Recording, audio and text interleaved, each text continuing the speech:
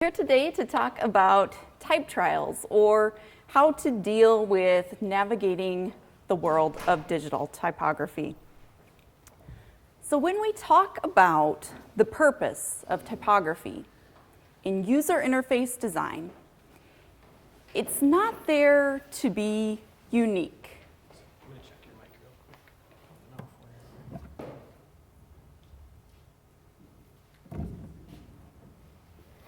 Okay, so just to rephrase, the purpose of typography in user interface design, it's not there to be unique. It's not there to be decorative or clever. It's not even there to say something special about your brand. It's there to communicate, right? Here's a case study from the analog world. For many years, the typeface Highway Gothic was used for roadway signage. And it was something that was very legible, it was easy for drivers to see from a distance, and it was the national standard. Now, more recently, in the mid-aughts, a new typeface was developed. It's called Clearview. And they did a lot of research, a number of studies to prove, hey, it is more legible in low light conditions. It's going to be a superior choice. And so a number of signs were updated using Clearview. However, what they discovered was that some of the research was actually flawed. And the reason that it was perceived as being easier to read was due to the fact that it was replacing older, worn signage that no longer had the proper protective coating on it. So the new standard is back to Highway Gothic. And I think what a great takeaway from this is, newer isn't always better. To really understand digital typography, we have to look back to the history of print typography. So going way back to the genesis, the printing press. For anybody in the room that is maybe new to typography and not familiar with some of the technical terms, here's just a quick primer for you. So we have serif, and that just means that we see a little foot on our letters. And then there's also sans-serif type, which has clean, streamlined lines. Some notable typefaces in the history of print, we have Garamond, developed by the French typographer Claude Garamond sometime in the 16th century. Now, it's been redrawn and updated many times since then, but what's notable about Garamond is it has a very organic, sort of elegant, a slightly handwritten feel, if you might. Also notable, Bodoni. It has a lot of thick and thin lines in it. So it's not necessarily the best choice for, say, body copy or extended reading, but it's a very beautiful display typeface. And then we have Century. Century is an American typeface influenced somewhat by the Scottish School of Typography. It's well known. There's a version Century Schoolbook that is used in a lot of textbooks. And Century has really enjoyed a lot of enduring popularity and is well used today. So now, entering the 20th century, we begin to see some of our sans-serif type. Here's Gill Sans. It was developed by the British typographer Eric Gill. And he had done some early work as an apprentice developing the typeface for the London Underground. And he took some of those ideas that he had learned there and he applied them to Gill Sans, giving it a little bit of a humanist, more contemporary approach. And Gill Sans ended up being used by the British railway system. Moving into the 1920s, we see Futura from Paul Renner. And he was heavily influenced by some of the ideas of the time from the Bauhaus School of Art, Design, and Architecture. He used very geometric letter forms, so if we look closely, we can start to see there's a triangle, there's a rectangle, there's circular elements. Univers, developed by Adrien Fruitiger in the 1950s, was a very unique contribution to the history of typography. He came up with a highly detailed system to classify all of the different weights that Univers came in. So he used numbers to kind of identify all the different characteristics, and it's a very comprehensive set. And of course, no discussion of typography would be complete without mentioning Helvetica. So first issued in the 1950s, Helvetica was based on Neuhaus Grotesque, a sans-serif from, I believe, the late 1800s. And Helvetica has enjoyed tremendous popularity over the years, I think in part due to the fact that it has a very neutral appearance and it can be extended in a number of different ways. That's print typography. Now let's think about digital. So looking at applications both on screen and on the web.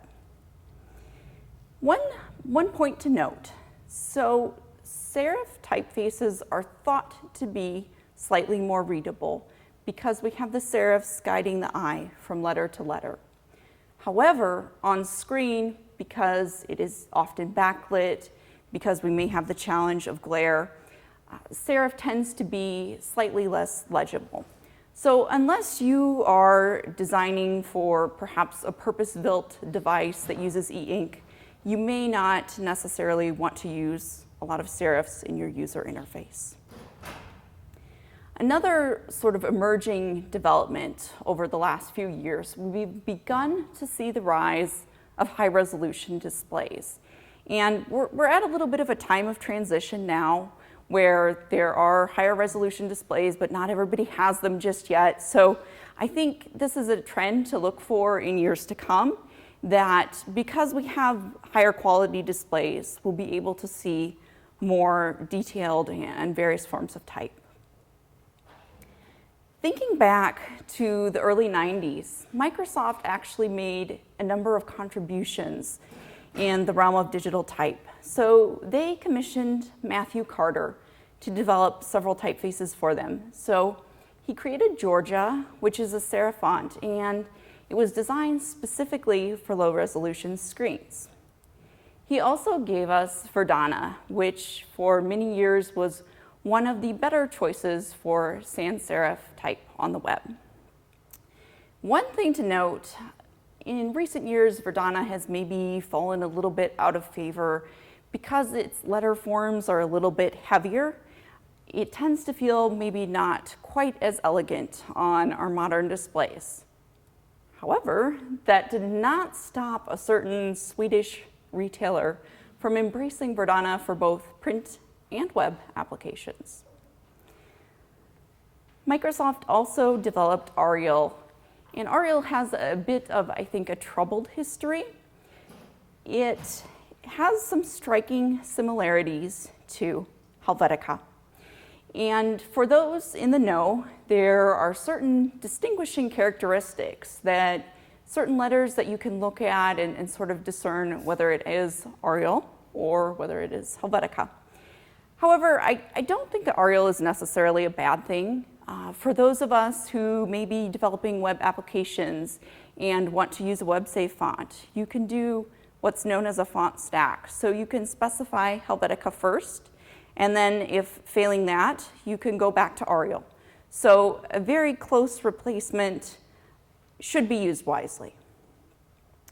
In the mid-aughts, Microsoft developed ClearType technology, and it was done to address sort of the rise of LCD screens. And along with that, they came out with 6 unique fonts, all used to better show off the ClearType.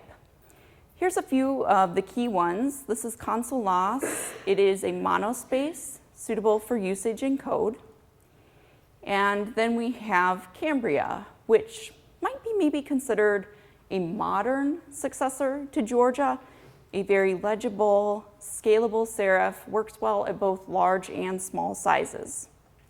And then we have Calibri, which is a humanist sans-serif font. And it takes the term humanist from the fact that we use both sort of the thick and thin in the letter forms. It's also key to acknowledge Calibri is the UI font for Microsoft Office. And more recently, Sego UI was developed by Microsoft. And here's a look at the ways that they're using it. So we see it in the new Windows 10 operating system. We see it in Microsoft Office 365, so the online version of Office applications. And we see it on Microsoft's website. So I think it's very interesting to note that there's this continuity between devices, platforms, applications. It's also used in the updated version of Microsoft's logo. We also should acknowledge that there are other players in the digital type space. Starting in the mid-'80s, Apple introduced the Macintosh. And with that, they also came out with a series of typefaces named after great cities. And the most notable of those is Chicago. Chicago was redrawn several times as screen technology improved and actually made its way into some of the earlier iPod interfaces. Lucida Grand was conceived as a user interface font for Mac OS X. More recently, it's been replaced by Helvetica. Now, interesting point sort of in Apple's use of Helvetica. When they came out with the beta release of iOS 7, so iOS 7 being the version of the iPhone operating system that introduced the concept of flat design to the masses, they initially had Helvetica Neue Light as the UI font. And it was not well received by usability critics. They thought it was difficult to read. Apple was looking for something elegant, but ultimately they sort of responded to these outcries from the accessibility community and eventually went with a regular weight instead. Most recently, we see the introduction of San Francisco, carrying on in, I think, the Apple tradition of using great city names. San Francisco is a little bit more condensed. You'll notice that some of the lowercase letter forms are slightly exaggerated so that it's easier to read. And how is it being used? We see it in iOS, and we also see it in the Apple Watch UI. Where don't we see it? It's not in use on Apple's website. They have a custom version of Myriad in place in there. So I think this is potentially maybe something to watch. You know, perhaps in years to come, we might see a version of San Francisco that perhaps is designed for larger displays and is appropriate for use on the web, is maybe also part of the user interface. We'll have to watch. Now to shift more toward web typography.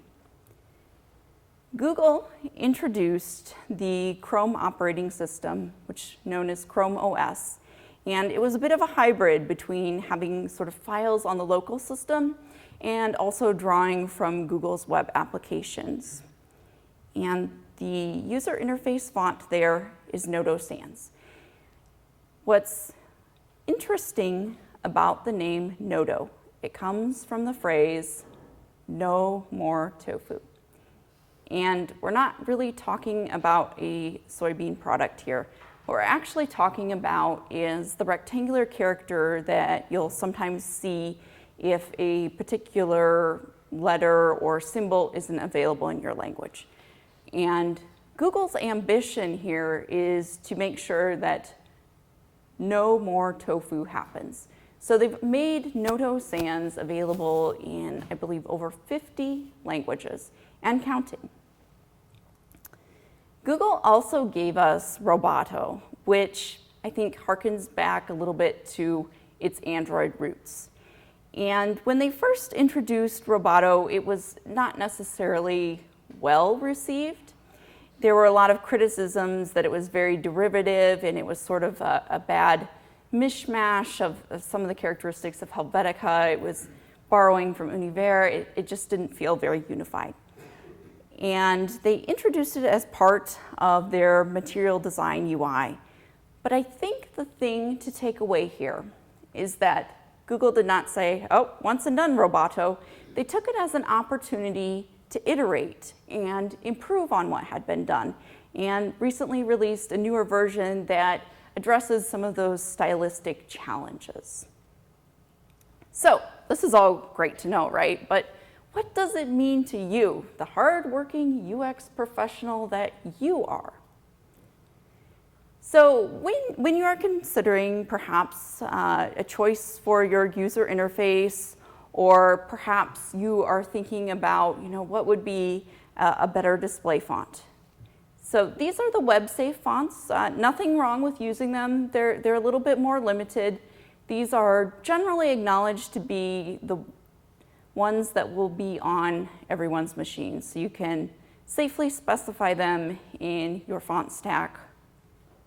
However, there's also more recent developments. So with the @FontFace property, you can have access to being able to serve the font files much like you would an image on the web.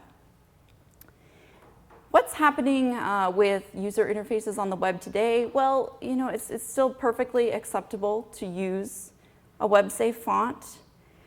Some are kind of choosing to mix and match web-safe, maybe with another @FontFace for some of the headline copy. I think the thing to note here is that what we don't see is decorative typography. It's all very functional and usable.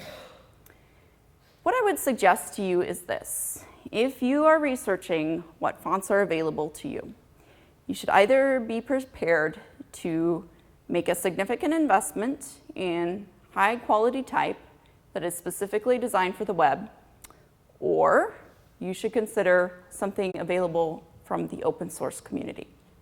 Here's why. Simply because something is available as a web font does not mean it is an appropriate choice for the web.